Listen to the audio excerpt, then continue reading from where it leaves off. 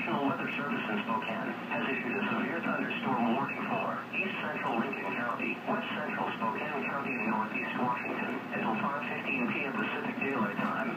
At 4:26 p.m. Pacific Daylight Time, Doppler radar indicated a severe thunderstorm capable of producing quarter-size hail and damaging winds in excess of 60 miles per hour.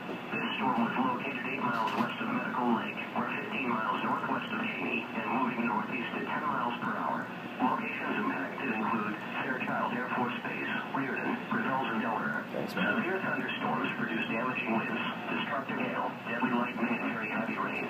For your protection, move to an interior room on the lowest floor of your home or business. Heavy rains flood roads quickly, so do not drive into areas where water covers the road.